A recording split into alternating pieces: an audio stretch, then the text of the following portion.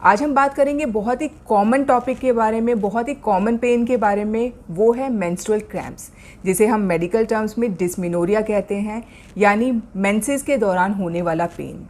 अब जानेंगे उसके डिटेल्स के बारे में कि ये क्यों होता है, इससे कैसे आप प्रिवेंट कर सकते हैं और आपको कब डॉक्टर के पास जाना चाहिए।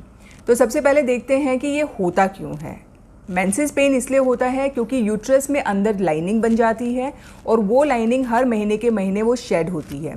जिस टाइम पे मेंसेस होते हैं उस टाइम पे यूट्रस कॉन्ट्रैक्ट करता है ताकि उस लाइनिंग को वो एक्सपेल कर सके, और जब एक्सपेल करता है, वो कॉन्ट्रैक्ट करता है, उस टाइम पे हमारी बॉडी में एक केमिकल रिलीज होता है जिसको प्रोस्टाग्लैंडिन कहते हैं, जो पेन को बढ़ाता है। मेंसेस के दौरान जो क्रैम्प्स होते हैं वो इसी प्रोस्टाग्लैंडिन की वजह से होते हैं।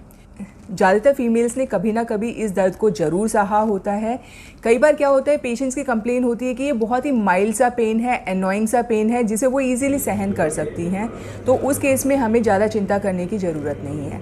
परंतु कई केस में इतना सिवियर होता है कि ये टाइम के साथ बढ़ते जाता है, हर महीने के महीने इसकी सिवियरिटी बढ़ती जाती है।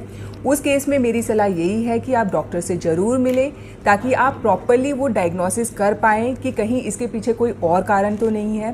बिकॉज बहुत बार ऐसा होता है कि पेशेंट्स आते हैं और इन्वेस्टिगेशंस में उनके कुछ सर्जिकल कॉजेज़ निकल आते हैं जिन्हें ट्रीट करना बहुत ज़रूरी हो जाता है।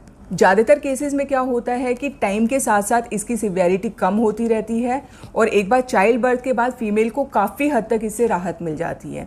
बट बहुत सारे केसेस, जैसा कि मैंने आपको बताया, हमारे पास आते हैं जिनमें इनकी सिवियरिटी बढ़ जाती है। उस केसेस में हम इसको प्रॉपरली इन्वेस्टिगेट करते हैं। तो ऐसे क्या केसेस होते हैं वो मैं आपको बताती हूँ। जब भी पेशेंट हमारे पास आता है तो मेडिकल हिस्ट्री और क्लिनिकल एग्जामिनेशन, पेल्विक एग्जामिनेशन से हम काफ़ी हद तक पता लगा लेते हैं कि कोई इन्फेक्शन वगैरह तो नहीं है या कोई और कारण तो नहीं है। और उसके बाद हम अल्ट्रासाउंड, सीटी या एमआरआई की हेल्प से बहुत सारी चीज़ें हमें पता चल जाती हैं। पर बहुत बार ऐसा होता है कि डायग्नोसिस नहीं बन पाता, तो उस केस में हम पेशेंट को डायग्नोस्टिक लेप्रोस्कोपी के लिए बोलते हैं, जिसमें एक दूरबीन पेट में डाल के हम सारे के सारे स्ट्रक्चर्स देखते हैं कि कहीं कोई सिस्ट तो नहीं है, कहीं कोई ग्रोथ तो नहीं है या कहीं कोई इन्फेक्शन वगैरह तो नहीं है। अब आते हैं इसके ट्रीटमेंट की तरफ।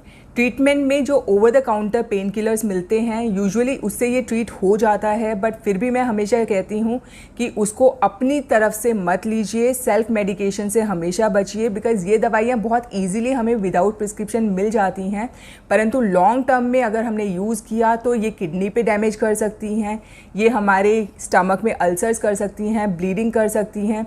इसीलिए हमेशा डॉक्टर को दिखाएं, डॉक्टर की सलाह से ही ये दवाइयाँ लें।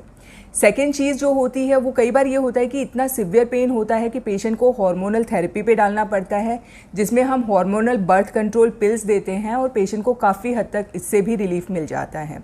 तीसरा, जैसा मैंने बताया कि कुछ कॉजेज़ होते हैं, जैसे एंडोमेट्रियोसिस हो गया या ओवेरियन सिस्ट हो गई या यूट्राइन फाइब्रॉइड्स हो गए। इन केसेस में ऐसा होता है कि ये सर्जिकल कॉजेज़ होते हैं, तो आपको सर्जरी करानी पड़ती है और सर्जरी के बाद पेशेंट को इससे भी रिलीफ मिल जाता है। अब आते हैं इसके लास्ट सेगमेंट में कि आप घर पे रह के इसको कैसे प्रिवेंट कर सकते हैं, कौन से ऐसे होम रेमेडीज़ हैं जिनसे आप इसकी सिवियरिटी कम कर सकते हैं या आप इससे बिल्कुल बच सकते हैं। तो सबसे पहला है एक्सरसाइज। मैं कभी नहीं कहती कि आपको विग्रेस एक्सरसाइज करनी है, बट एक्सरसाइज किसी भी फॉर्म में, भले वो वॉक हो या कोई स्पोर्ट्स एक्टिविटी हो, आपको ज़रूर रखनी चाहिए। क्योंकि आजकल का जो सीडेंट्री लाइफस्टाइल है उसकी वजह से भी मेंस्ट्रुअल क्रैम्प्स की कंप्लेंट्स काफ़ी बढ़ गई हैं। तो अगर आप एक्टिव रहेंगे तो आपको मेंस्ट्रुअल क्रैम्प्स की प्रॉब्लम भी काफ़ी कम रहेगी। दूसरा है हीट पैक्स। यूजुअली लोग क्या करते हैं, हॉट वाटर बॉटल लेते हैं और उसको अप्लाई करते हैं। मैं पर्सनली प्रेफर करती हूँ कि आपको मॉइस्ट हीट लगानी चाहिए। उसके लिए आप उबलते पानी में टॉवल डाल के उसको रिंस करके वो हीट आप अप्लाई कीजिए। उससे स्किन को डैमेज भी कम होगा और आपको रिलीफ भी ज़्यादा मिलेगा। तीसरा है डाइटरी सप्लीमेंट्स। आजकल के जिस तरह का खान पान है, मुझे लगता नहीं है कि किसी की भी डाइट पूरी होती होगी। तो हमें जो वाइटमिन्स, मिनरल्स जो डेफिशिएंट हो जाते हैं, मुझे लगता है कि सप्लीमेंट के रूप में हमें हमेशा लेने चाहिए। तो मल्टीविटामिन कोई भी आप ऐड कर सकते हैं, जिसकी वजह से भी क्रैम्प्स में काफ़ी रिलीफ मिलता है। और चौथा सबसे इम्पॉर्टेंट पॉइंट है कि आप स्ट्रेस फ्री रहिए। आजकल की लाइफ मेरे को पता है कि काफ़ी स्ट्रेसफुल होती है, सबको स्ट्रेस होता है, बट कोशिश कीजिए कि आप स्ट्रेस से थोड़ा बचें और इसके लिए आप चाहें तो योगा और मेडिटेशन का भी सहारा ले सकते हैं।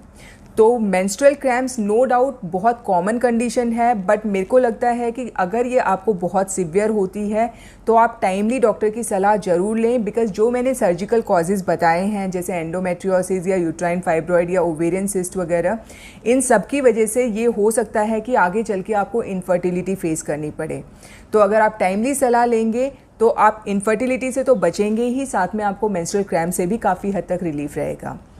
मुझे लगता है मैंने काफ़ी इन्फॉर्मेशन आपको दी है। अगर आपको यूज़फुल लगी हो तो आप लाइक एंड सब्सक्राइब ज़रूर करें।